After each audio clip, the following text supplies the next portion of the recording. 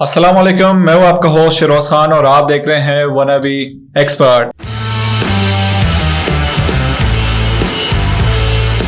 नाजरीन, जब से चैंपियंस ट्रॉफी खत्म हुई है तो हमारा जो अगला टारगेट था वो था न्यूजीलैंड के साथ जो हमारी सीरीज है T20 का।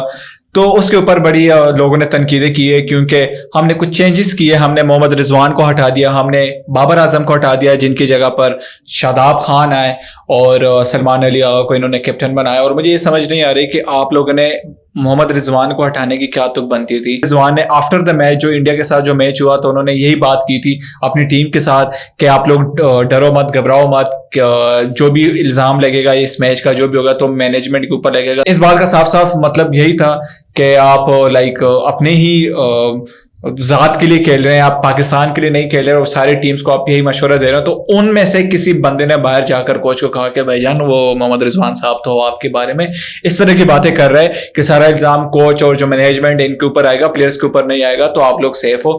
तो यही बात होती है, हमारे 10 साल से 15 साल से यही सारी चीजें चल रही हैं कि हम इन्हीं चीजों को नहीं समझ पा रहे कि बस पाकिस्तान के लिए कोई नहीं खेल रहा, सिर्फ अपने लिए खेल रहे, अपने मतलब के लिए खेल रहे कि बस हमारी ये जो नौकरी है या हमारी ड्यूटी है ये बस रहे और पैसे कहीं ना कहीं से आते रहें।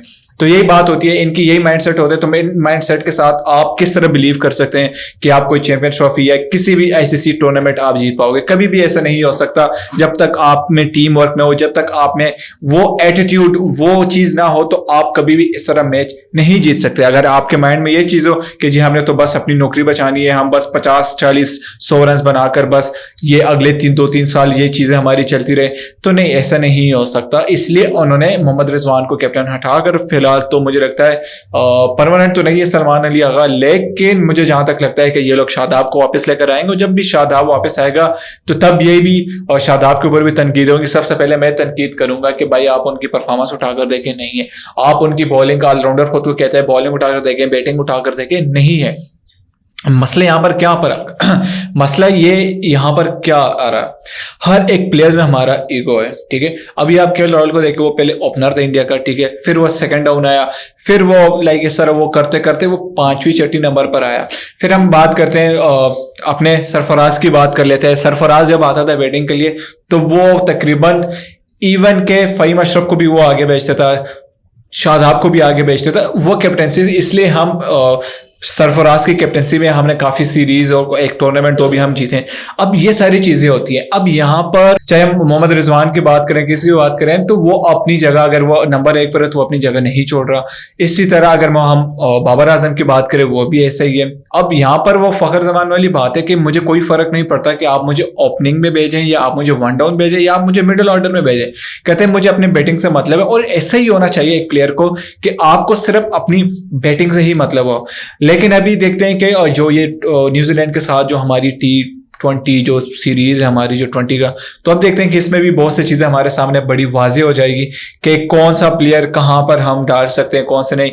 क्योंकि उन लोगों के मुंह के ऊपर भी थोड़ी सी ये होगी कि चमाट होगी कि जो लोग कह रहे थे कि पूरी टीम को चेंज करो, पूरी टीम को चेंज करो, इनको हटाकर इनको लेकर आओ, इनको हटाकर इनको लेकर आओ। तो अब देखते हैं कि टीम में तो अच्छा, मुझे एक समझ में नहीं आई है, हम लोगों ने मोहम्मद रिजवान को बाहर कर दिया, हम लोगों ने बाबर आजम को बाहर कर दिया, जो कि 2 बड़े नाम थे। शाहीन शाह अफरीदी की क्या परफॉर्मेंस है चैंपियंस ट्रॉफी में?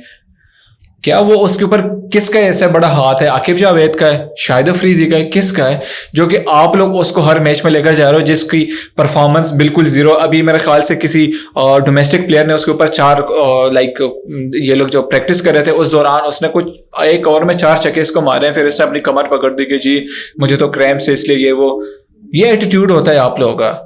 मैं इनका देख रहा हूँ, ये शाहीन शाह अफरीदी में कुछ अलग ही एटीट्यूड आया हुआ है। और परफॉर्मेंस देखें, परफॉर्मेंस आपकी जीरो है। आप खुद को बार बार लोगों के कानों में डाल कर ये चीज बोलो कि जी मुझे ऑलराउंडर बोलो। मुझे सर, आप जज हो गए सिर्फ अपनी बॉलिंग की वजह से। बैटिंग आपने की, हम अप्रिशिएट करेंगे सर आपने कुछ परफॉर्मेंस की है। अगर आपने बैटिंग नहीं की तो हम आपसे गिले भी नहीं करेंगे, लेकिन अगर जहां पर आपने अपनी बॉलिंग नहीं की तो हम वहां पर आपके ऊपर तनकीद भी करेंगे। हमारा हक बनता है, हमारी टीम है, और हम गिला शिकवा भी करेंगे। खैर, इन्होंने अभी सिर्फ शाहीन शाह अफरीदी को रखा है, बाकी कुछ चेंजेस इन्होंने किए। यंग आए, उस्मान खान आए, बहुत से यंग प्लेयर्स आए। साइम अयूब मुझे लगता है अभी तक फिलहाल रिकवरी नहीं कर पाए। खैर, और ये पाकिस्तान की जो हमारी जो किस्से हैं, ये सारी चीज़ें सारी उम्र हमारी चलती रही, जब तक हमारी मैनेजमेंट, जब तक हम ये खुद चेंज ना हो जाए, हमारे प्लेयर्स खुद। बाकी मैं ये नहीं कहूँगा कि इस प्लेयर को ये नहीं आता, इस प्लेयर की ये कमजोरी, इस प्लेयर की, सारे टैलेंटेड है माशाल्लाह। अगर आप 22, 24, 23 करोड़ अवाम में आप सेलेक्ट हो रहे हैं तो ऑब्वियसली बात है आप टैलेंटेड है। बट बात वही होती है कि हमें वो इत्तेफाक नहीं है जो कि एक टीम को टीम की तरह लेकर चलती है। खैर नाज़रीन, ये थी आज के हमारे पास क्रिकेट के हवाले से खबर। अगर आप इसी तरह क्रिकेट की खबर से अपडेट रहना चाहते हैं, हमारे रेड मीडिया चैनल को लाइक करें, शेयर करें, सब्सक्राइब करें। इसी के साथ दीजिए मुझे इजाजत, तब तक के लिए अल्लाह हाफिज।